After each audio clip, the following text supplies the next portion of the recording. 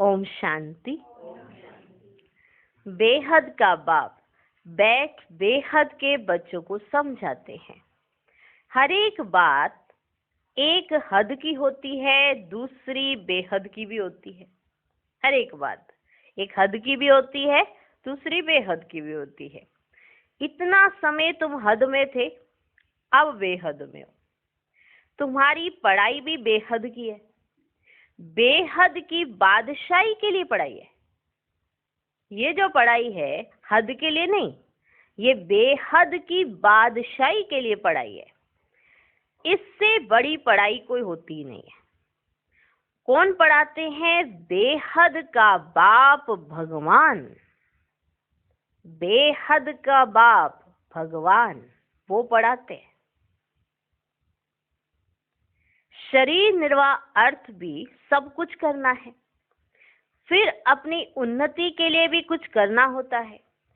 बहुत लोग नौकरी करते भी उन्नति के लिए पढ़ते रहते हैं कि आगे और प्रोग्रेस हो।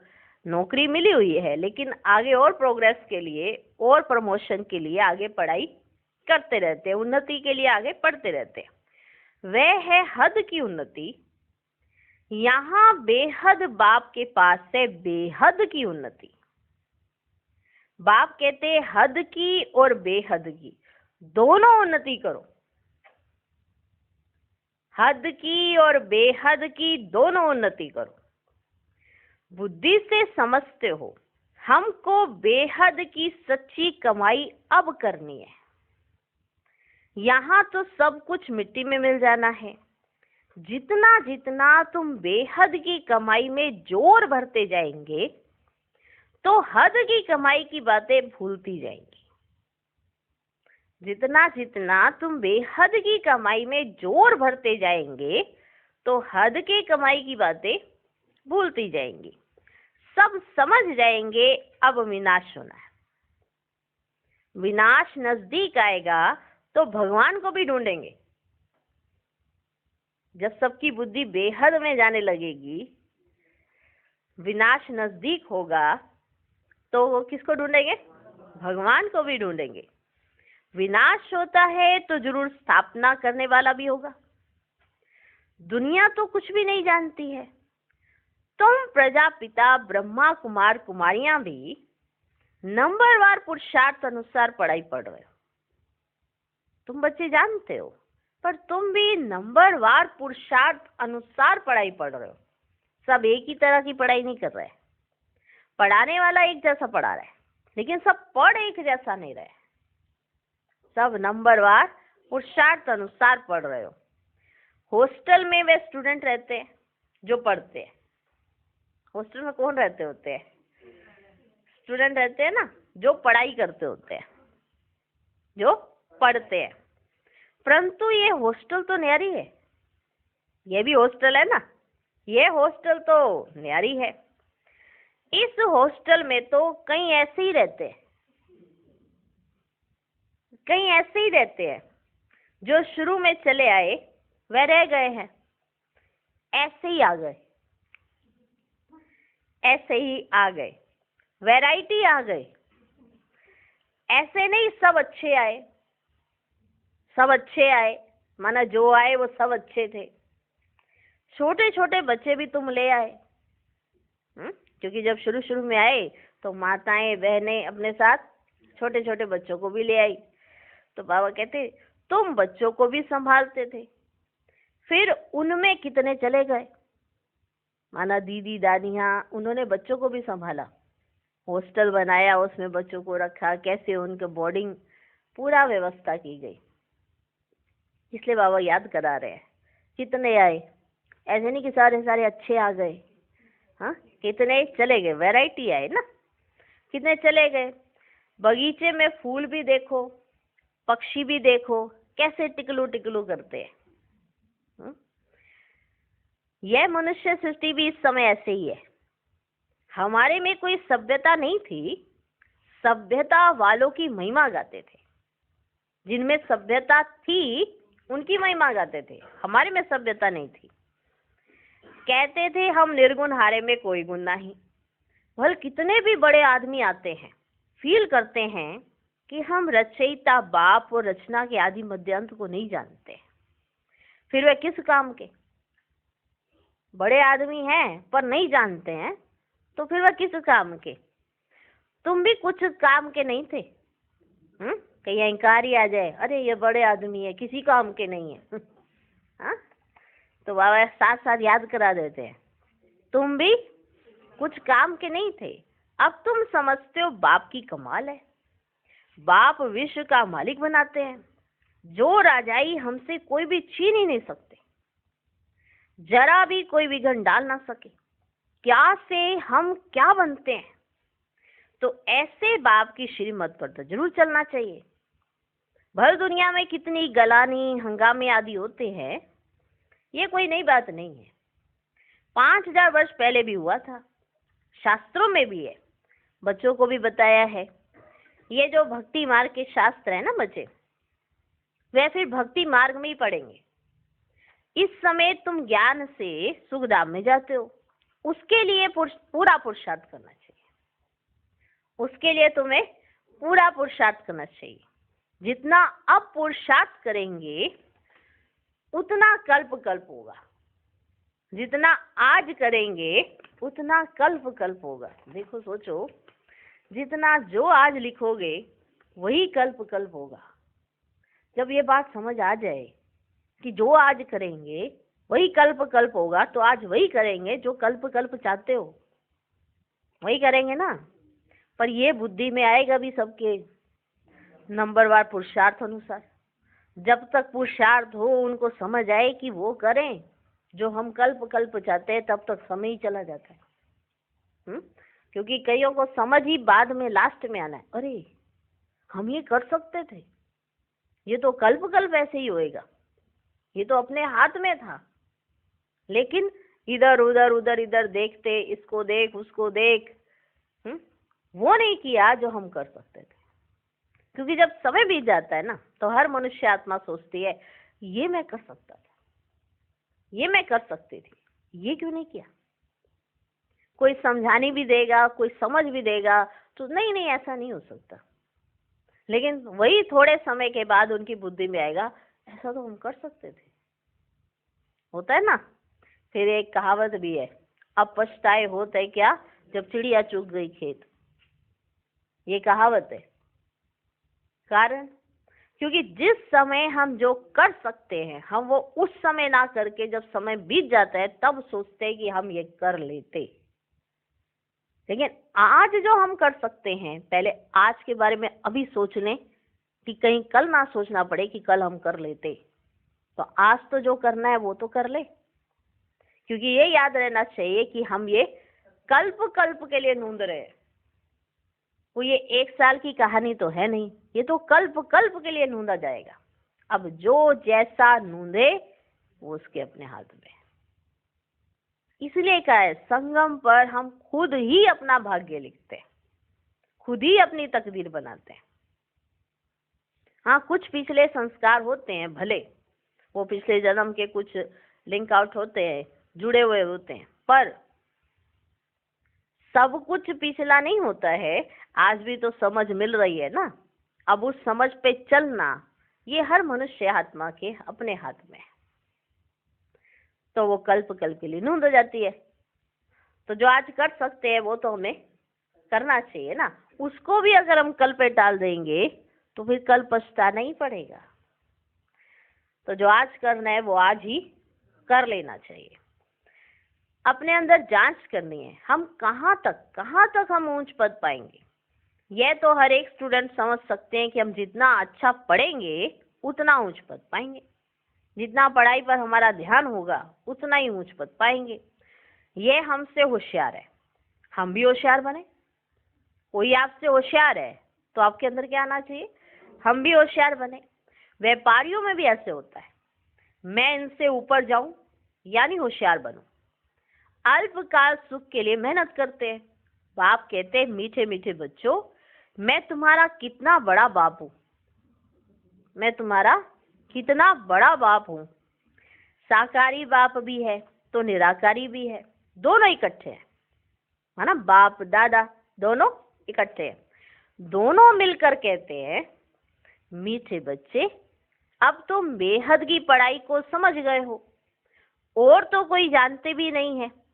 पहली बात तो हमको पढ़ाने वाला कौन, इस पढ़ाई पर कितना ध्यान होना चाहिए, क्यों होना चाहिए, क्योंकि हमको पढ़ाने वाला कौन है, ये बात याद रहनी चाहिए। कई बच्चे पढ़ाई ही छोड़ देते हैं। जब पढ़ाई छोड़ देंगे तो समझ कहाँ से आएगी, बिना पढ़ाई के समझ नहीं आने वाली है। अब पढ़ते रहेंगे तो समझ भी आती रहेगी। ऐसे बैठे बैठे तो अपने आप तो समझ आने से रही, अगर बैठे बैठे समझ आने लगती तो प्रेरणा से कब से काम हो जाता। लेकिन ये पढ़ाई से काम हो रहा है। देवता हमको पढ़ाई से बनना है, प्रेरणा से नहीं। इसे सन्मुख बैठ कर बाबा हमको समझाते हैं। तो बाबा कहते, पहली बात तो हमको पढ़ाने वाला कौन है ये तुमको समझना है। भगवान क्या पढ़ाते हैं, राजयोग। क्या पढ़ाते, राजयोग। तुम राज ऋषि हो, वह है हठ योगी। तुम कौन हो, कौन हो, नशा आना चाहिए ना, कौन हो, राज ऋषि। वह है हठ योगी, वे भी है ऋषि, परंतु हद के। कहाँ के, हद के। वह कहते हैं हमने घर बार छोड़ा है। हठ योगी क्या कहते हैं, हमने घर बार छोड़ा है। तो बाबा कहते हैं, यह कोई अच्छा काम किया है क्या? हाँ, वो कहते हैं हमने घर बार छोड़ा। तो बाबा कहते हैं, यह कोई अच्छा काम किया है क्या? तुम घर बार तब छोड़ते हो तो कोई तुमसे पूछे कि तुमने भी तो घर बार छोड़ा है। तो बाबा कहते, तुम घर बार तब छोड़ते हो जब तुमको विकार के लिए तंग करते हैं। उनको क्या तंगी हुई, उनको क्या तंगी हुई? तुमको तो विकार के लिए तंग करते हैं तब तुम घर बार छोड़ते हो। उनको क्या तंगी हुई? तुमको मार पड़ी तब तुम भागी हो। जब तुमको मार पड़ी तभी तो तुम भागी हो ना। एक एक से पूछो, कुमारियों ने, स्त्रियों ने कितनी मार खाई है, तब चली आई। हाँ, शुरू में कितने आए? देखो बाबा फिर से याद करा रहे, तुम कैसे आई हो। तो शुरू में कितने आए? यहाँ मिलता था ज्ञान अमृत। क्या मिलता था? ज्ञान अमृत। तो चिट्ठी ले आई कि हम ज्ञान अमृत पीने ओम राधे के पास जा रहे हैं। तो चिट्ठी में ये लिखवा के लाए। बाबा का नाम नहीं लिखवाते थे, बाबा के पास ऐसे जा रहे तो ये लिखवाते, ओम राधे के पास जा रहे हैं। सोचो, ये विकार पर झगड़ा हंगामा शुरू से चलता रहा है। ये विकारों पर झगड़ा और हंगामा तो शुरू से बाबा कहते ये तो चलता ही आ रहा है। बंद तब होगा जब आसुरी दुनिया का विनाश होगा, फिर आधा कल्प के लिए बंद हो जाएगा। ये जो झगड़ा है ना विकारों के लिए, ये आधा कल्प के लिए फिर बंद हो जाएगा। अभी तुम बच्चे बेहद के बाप से प्रारब्ध लेते हो। बेहद का बाप सबको बेहद की प्रारब्ध देते हैं। हद का बाप हद की प्रारब्ध देते हैं। वह भी सिर्फ बच्चे को ही वर्षा मिलता है। यहाँ बाप कहते हैं तुम बच्ची हो या बच्चा, दोनों वर्षे के हकदार है। उस लौकिक बाप के पास तो भेद रहता है, सिर्फ बच्चे को वारिस बनाते हैं। स्त्री को हाफ पार्टनर कहते हैं, परंतु उनको भी हिस्सा देते नहीं है। बच्चा ही संभाल लेते हैं, है ना, बच्चा ही संभाले, मैं ही संभाल लूंगा ना। हाँ, पापा पापा इनको क्यों देने अपने हिस्से, मेरे पास ही तो रहना, मेरे को दो इनका हिस्सा। तो बच्चे ही संभाल लेते हैं। बाप का बच्चों में मोह रहता है। यह बाप तो कायदे अनुसार सभी बच्चों को वर्षा देते हैं। सभी बच्चे में ना आत्माओं को वर्षा देते हैं। यहाँ बच्चे व बच्ची के भेद का मालूम ही नहीं है। तुम कितने सुख का वर्षा बेहद के बाप से लेते हो, फिर भी पूरा पढ़ते नहीं है ना। मालूम है कि जितनी पढ़ाई करेंगे उतना वर्षा मिलेगा, फिर भी पूरा पढ़ते नहीं है। पढ़ाई को ही छोड़ देते। बच्चियां लिखती हैं, माना टीचर बहने बच्चियां, बाबा कहते हैं बच्चियां लिखती है, बाबा फलाने ने ब्लड से लिख कर दिया है, अब नहीं आता है। उस समय जब आया तो ब्लड से लिख कर दिया, और आज आते ही नहीं है। ब्लड से भी लिखते हैं, बाबा आप प्यार करो व ठुकराओ, हम आपको कभी छोड़ेंगे ही नहीं। ऐसे ब्लड से लिखते हैं ये बात। सोचो कैसा लगता होगा बाबा को। जब ब्लड से चिट्ठी आती होगी तो बाबा देखता होगा, लिख रहे अच्छी लिखी है, पर उसके बाद कुछ महीनों के बाद ब्लड से क्या, पर शाही से भी चिट्ठी नहीं आती। जो इंक होती है उससे भी लिख कर नहीं देते, माना पेन की सारी शाही यहीं खत्म हो जाती है, क्योंकि छोड़कर चले जाते हैं। ये बात आज बाबा क्यों बता रहे हैं? क्योंकि कई बच्चे आ तो गए, लेकिन वो समझ नहीं पाए कि वो आए किसके पास है। वो ये जान नहीं पाए कि वो कौन बैठा हुआ है सन्मुख आपके, किससे पढ़ाई कर रहे हो। जैसे घर में और भी माँ बाप जा रहे हैं तो बच्चे भी चले जाते हैं, हाँ हाँ ठीक है ठीक है ठीक है करके। लेकिन थोड़े बड़े होते हैं तो उस दुनिया में चले जाते हैं। उनको लगता है अरे यहाँ तो बड़ी रिस्ट्रिक्शंस हैं, बड़ी नियम है, कानून है, और बाहर दुनिया में तो बहुत खाने पीने को सब कुछ ओपन है, सब कुछ मिल रहा है, पहनने का, खाने का। तो वो हाथ छोड़कर चले जाते हैं। तो कहते कि अरे ये तो बचपन से चलते थे, इन्होंने हाथ कैसे छोड़ दिया? बचपन से आत्मा जरूर चलती थी, या आ तो रही थी माँ बाप के कारण, लेकिन जब वो अपने पैर पे खड़े होके उसको आने का समय आया, जब आप उसके पुरुषार्थ करने का समय आया, तो आत्मा चली जाती है, क्योंकि उसको समझ तो आया ही नहीं। उसको ये तो समझ आया नहीं ना कि वो किसके पास आ रही है। माँ बाप बच्चे को तो चलाने के लिए ले आए, लेकिन जब बच्चा अपने पैरों पर खड़े होकर खुद चलना चाहे, तब कहा जाता है कि ये पुरुषार्थ कर, अब इसने अपना भाग्य बनाया, अब इसने अपना भाग्य बनाया, अब इसने क्या पाया अब पता पड़ता है। जब दुनिया का प्रभाव होता है और उसमें निकलना होता है कि अब बताओ कि तुम अपने आप से चल रहे हो या किसी के चलाने से चल रहे हो। तो माँ बाप कहते हैं मंदिर में भी जाना, गुरुद्वारे में भी जाना है, तो चलो वहाँ चलते हैं, तो साथ में लेकर आते हैं। बाबा कहते हैं संस्कार डालो उनके अंदर। अगर संस्कार ही नहीं डालोगे, चलाओगे ही नहीं उनको युक्ति युक्त, तो उनके संस्कार फिर जब निकलेंगे, जब उनके संस्कार निकलेंगे तो वंडर खाओगे, बाबा आपने क्यों नहीं बचाया हमारी रचना को। आपने अपनी रचना में वो संस्कार नहीं डाले, बस ऐसे ही चलाते रहे और कहा बाबा बाबा करते रहो। बाबा कौन है, क्या है, कौन आया है, जब तक ये बात बच्चों की बुद्धि में नहीं जाएगी, एक्यूरेट नहीं फिक्स होगी, तो कैसे चलेंगे। इसलिए शुरू शुरू में आते हैं तो लिख कर देते हैं ब्लड से, फिर धीरे धीरे माया की छाया पड़ जाती है, तो फिर हाँ।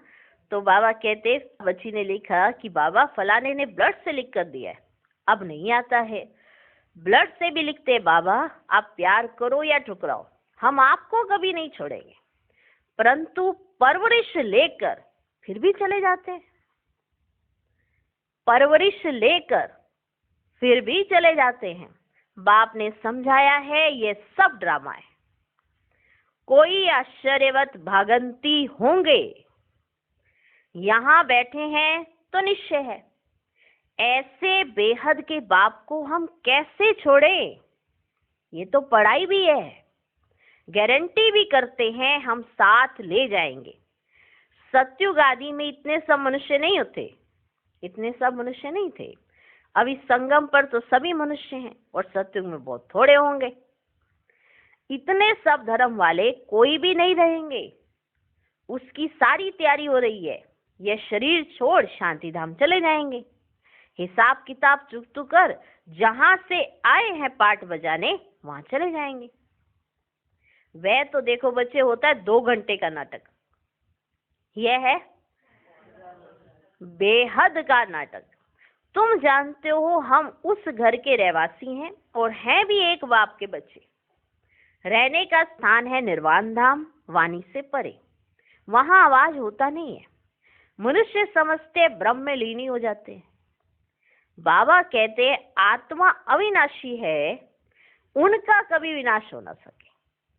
कितनी जीव आत्माएं हैं? आत्मा अविनाशी जीव द्वारा पाठ बजाती है। सब आत्माएं ड्रामा के एक्टर्स हैं। रहने का स्थान ब्रह्मांड व घर है। आत्मा अंडे मिसल दिखाई पड़ती है। वहां ब्रह्मांड में उनके रहने का स्थान है। किसका? आत्माओं का। हर एक बात को अच्छी रीति समझना है। नहीं समझते हैं तो आगे चलकर आप ही समझ जाएंगे। अगर सुनते ही रहेंगे तो आगे चलकर समझ जाएंगे। अगर सुनेंगे ही नहीं तो समझेंगे कैसे? अगर सुनते रहेंगे तो आगे चलकर समझ जाएंगे। छोड़ देंगे तो फिर कुछ भी समझ नहीं सकेंगे। तो कई बच्चे ऐसे ही छोड़ देते हैं, कहते हमको तो कुछ समझ नहीं आ रहा है। ऐसे ऐसे शब्द होते हैं जो क्लियर ही नहीं हो पाते, इसलिए हमको नहीं समझ आ रहा है। हमको तो बहुत सिंपल सिंपल चाहिए। है सिंपल, लेकिन हमारी बुद्धि इंग्लिश ही मिक्स कर दी है, इसलिए एक्यूरेट ना हिंदी जानते हैं ना एक्यूरेट इंग्लिश जानते हैं। इसे कई कहते हैं बहुत भारी भारी शब्द होते हैं, कुछ समझ ही नहीं आ रहा है, क्योंकि ना हिंदी प्रॉपर आती है हम बच्चों को, ना इंग्लिश प्रॉपर आती है। ना ये बात समझ आई है कि कौन पढ़ा रहा है, ना ये समझ आया है कि ये पढ़ाई कितनी इम्पोर्टेंट है। अगर ये समझ आ जाए कि ये पढ़ाई इम्पोर्टेंट है, महत्वपूर्ण है, तो उसमें लग जाए। अब जैसे माँ बाप को पता होता है बच्चे को ABCD पढ़ाना, A I U पढ़ाना बड़ा इम्पोर्टेंट है। ये नहीं कि सीधा MA की किताबें रख दो, पढ़, हाँ नहीं पढ़ ना। और माँ बाप शुरू हो गए उसको इतने बड़े बड़े थीसिस पढ़ाने, पोएम्स पढ़ाने। जब तक शुरुआत के जो अल्फाबेटिक है अगर वो नहीं आएंगे, जहाँ से इंग्लिश शुरू होती है, जहाँ से हिंदी शुरू होती है, अगर वो नहीं आएंगे तो किताबें कैसे पढ़ेंगे? पढ़ सकते हैं? जब तक भाव को नहीं जाना है तो भले दुनिया की कितने भी अस्त्र शास्त्र जो भी पढ़ लो, कुछ समझ नहीं आना। पढ़ के कह देंगे हाँ पढ़ा तो है, पर क्या पढ़ा है कुछ पता नहीं। अभी बाबा आया है, बाबा ने हमको अपने बारे में बताया। मैं कौन हूँ? तुम ही मुझे बुलाते थे, अब मैं आया हूँ, मैं बताता हूँ मैं कौन हूँ और तुम कौन हो। बस ये दो बातें हमें पता पड़ी। इसके आधार पर हमें विश्व की हर शास्त्र का पता है, हर वेद पुराण सब का पता है। क्यों? क्योंकि बाप को जानते हैं, बेसिक चीज जानते हैं। लेकिन यही बात दुनिया में समझ नहीं आती कि अगर बेसिक जान जाए, अगर आधार जान जाए, जिससे फाउंडेशन, जिससे आगे चीजें बननी है, तो सब कुछ जान जाएंगे। इसलिए वो बाकी चीजें जानना चाहते हैं लेकिन बाप को जानना नहीं चाहते। तो सबसे पहले बाप को जानो कि बाप कौन है, कौन हमको पढ़ा रहा है, क्या पढ़ा रहा है। उससे पहले बाबा है कौन, क्या करने आया है, क्या पढ़ाने आया है। अगर पढ़ते रहेंगे तो लायक बन जाएंगे, अगर पढ़ेंगे ही नहीं तो नालायक के नालायक रहेंगे। तो इसलिए कहीं समझते हैं कि हमको समझ नहीं आ रहा है। नहीं आ रहा है कोई बात नहीं, आजकल करते करते दुनिया तो खत्म हो जाएगी, लेकिन अगर आप पढ़ते जाएंगे तो रोज पढ़ते पढ़ते आपकी बुद्धि विशाल हो जाएगी और आपको समझ आ जाएगा। तो कहीं ऐसे भी होते हैं जो पढ़ना ही छोड़ देते हैं, कहते हैं हमको समझ ही नहीं आ रहा है। तो बाबा कहते हैं अगर पढ़ते रहेंगे तो आगे चलकर समझ आ जाएगा, अगर नहीं पढ़ेंगे तो फिर तो कुछ भी समझ नहीं सकेंगे। तुम बच्चे जानते हो ये पुरानी दुनिया खत्म हो, नई दुनिया स्थापन होती है। बाप कहते हैं कल तुम विश्व के मालिक थे, अब फिर तुम विश्व के मालिक बनने आए हो। गीत भी है ना, बाबा हमको ऐसा मालिक बनाते हैं जो कोई हमसे छीन ही ना सके। आकाश जमीन आदि पर हमारा कब्जा रहता है। कब्जा माना अधिकार। इस दुनिया में देखो क्या क्या है, सब है मतलब के साथी। इस दुनिया में देखो क्या क्या है, सब है मतलब के साथी। मतलब पड़ेगा तो आपको कहेंगे वाह आप, मतलब नहीं है तो कौन तुम, हाँ भागो। तो बाबा विशेष ये बात बता रहे कि इस दुनिया में सब हैं मतलब के साथी। वहां तो ऐसे नहीं होगा, वहां ऐसे नहीं होगा। जैसे लौकिक बाप बच्चों को कहते हैं ये धन माल सब कुछ तुमको देकर जाते हैं, इनको अच्छी रीति संभालना। तो बेहद का बाप भी कहते हैं तुमको धन माल सब कुछ देते हैं, तुमने हमको बुलाया है पावन दुनिया में ले चलो, तो जरूर पावन बनाकर विश्व का मालिक बनाऊंगा। बाप कितना युक्ति से समझाते हैं। इसका नाम ही है सहज ज्ञान और योग। सेकंड की बात है, सेकंड में मुक्ति, जीवन मुक्ति। तुम अब कितना दूरादेशी बुद्धि हो गए हो। यही चिंतन होता रहे कि हम बेहद के बाप द्वारा पढ़ रहे हैं, हम अपने लिए राज्य स्थापन कर रहे हैं, तो उसमें हम ऊंच पद क्यों ना पाए, कम क्यों पाए। राजधानी स्थापन होती है, उसमें भी मर्तबे होंगे ना, दास दासियां ढेर होंगे, वे भी बहुत सुख पाते हैं, साथ में महलों में रहेंगे, बच्चों आदि को संभालते होंगे, कितना सुखी होंगे। सिर्फ नाम है उनका दास दासी। भले वो सुखी होंगे पर उनका नाम है दास दासी। जो राजा रानी खाते वही दास दासियां भी खाते हैं, प्रजा को तो नहीं मिलता है। दास दासियों का भी बहुत मान है, परंतु उनमें भी नंबरवार हैं। कहीं सोच रहे हाँ ठीक है चलो राजा रानी नहीं सही तो दास दासी तो साथ साथ ही रहेंगे, फिर बाबा साथ साथ, उनमें भी नंबरवार होते हैं। एक राजा रानी के साथ रहने वाले, ठीक है, एक दास के भी दास, दास के भी दास। आजकल पता है ना कैसे कैटेगरीज होती हैं, एक के ऊपर एक, एक के ऊपर एक, तो ऐसे दास दासियों के भी कैटेगरी होंगी नंबरवार। तुम बच्चे सारे विश्व के मालिक बनते हो। दास दासियां तो यहाँ भी राजाओं के पास होती हैं। प्रिंसेस की जब सभा लगती है, आपस में मिलते हैं, तो फुल श्रृंगार किए हुए ताज आदि सहित होते हैं। जब प्रिंसेस की सभा मिलती है तो उनका फुल श्रृंगार किया जाता है, और फुल श्रृंगार होता है, उनको ताज आदि पहनाया जाता है। फिर उनमें भी नंबरवार बड़ी शोभनिक सभा लगती है, उसमें रानियां नहीं बैठती हैं, वे पर्दे में रहती हैं। ये सब बातें बाप समझाते हैं। उनको तुम प्राणदाता भी कहते हो, जिए दान देने वाला भी कहते हो। घड़ी घड़ी शरीर छोड़ने से बचाने वाला है, वहां मरने की चिंता ही नहीं होती है। सतयुग में मरने की चिंता ही नहीं होती है। यहाँ कितनी चिंता रहती है, थोड़ा कुछ होता तो बुलाएंगे डॉक्टर को कि कहाँ मर ना जाए, जरा सा ही कुछ होएगा तो झट डॉक्टर के पास, हाँ, कि कहीं मर ही ना जाए।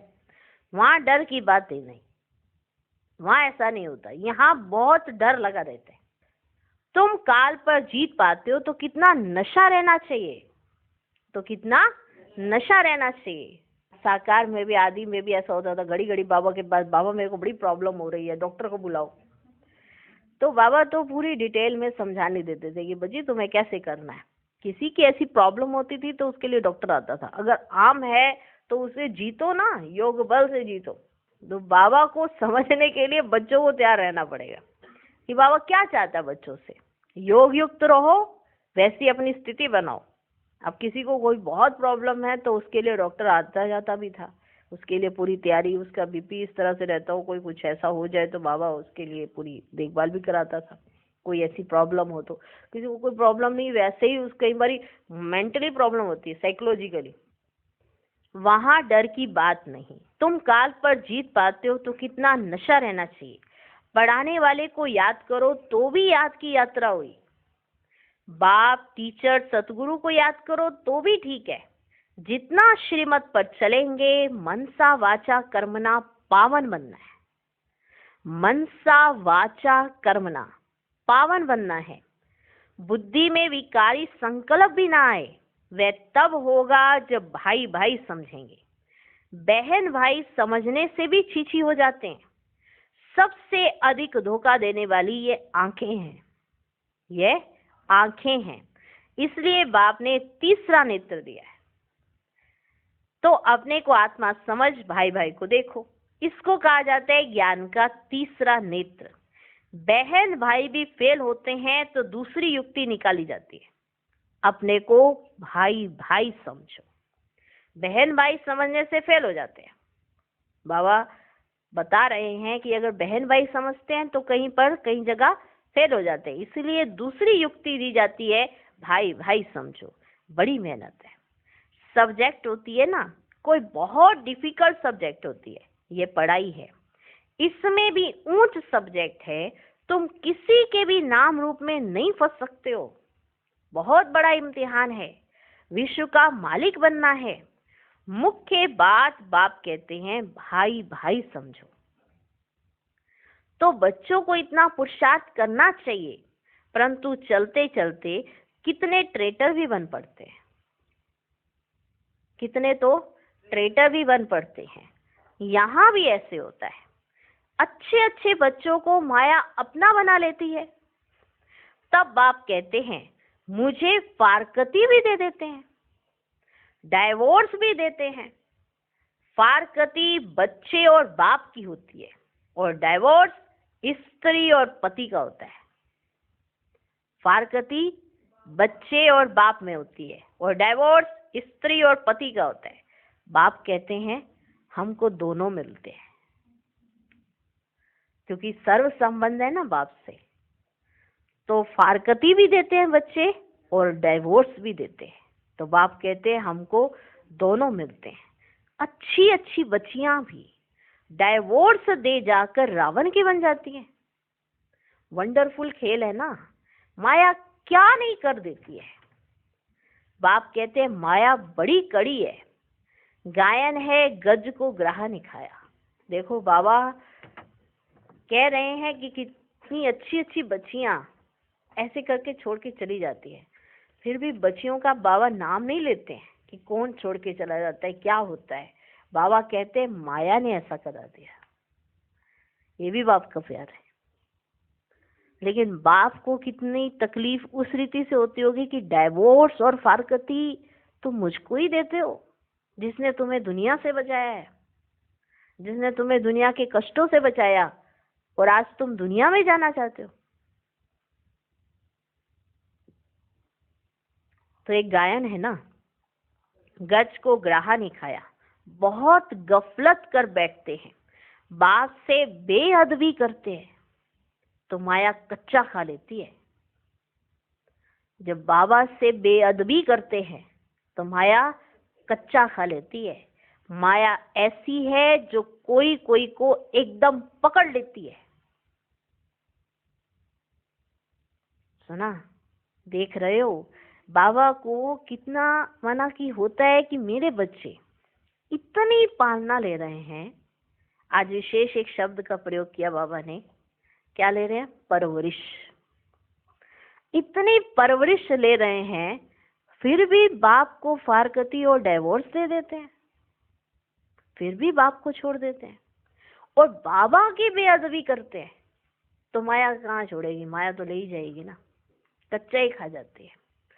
अच्छा, बच्चों को कितना सुनाए, कितना सुनाऊं? माना कितनी ऐसी बातें होती हैं, क्या सुनाऊं, कितना सुनाऊं और क्या सुनाऊं? मुख्य बात है अलफ। मुसलमान भी कहते हैं सवेरे उठकर अलफ को याद करो। यह वेला सोने की नहीं है, सवेरे उठना है, यह वेला सोने की नहीं है। इस उपाय से ही विक्रम विनाश होते हैं और कोई उपाय नहीं। बाप तुम बच्चों के साथ कितना वफादार है, कभी तुमको छोड़ेंगे नहीं। आई हैं सुधार कर साथ ले जाने, आया ही है इसलिए बाबा कि तुमको सुधारे और साथ ले जाए। याद की यात्रा से ही तुम सत्व प्रधान होंगे, उस तरफ जमा होता जाएगा। बाप कहते हैं अपना चोपड़ा रखो, कितना याद करते हैं, कितनी सर्विस करते हैं। व्यापारी लोग बच्चे घाटा देखते हैं तो खबरदार रहते हैं, वो अपना घाटा देख लेते हैं तो खबरदार रहते हैं। घाटा नहीं डालना चाहिए, कल्प कल्पांतर का घाटा पड़ जाता है, एक समय का घाटा नहीं है, ये कल्प कल्पांतर का घाटा पड़ जाता है। अच्छा, मीठे मीठे सिकिलधे बच्चों प्रति माता पिता बाप दादा का याद प्यार और गुड मॉर्निंग। रूहानी बाप की रूहानी बच्चों को नमस्ते। हम रूहानी बच्चों की भी रूहानी बाप को नमस्ते नमस्ते नमस्ते। Good morning, good morning, good morning.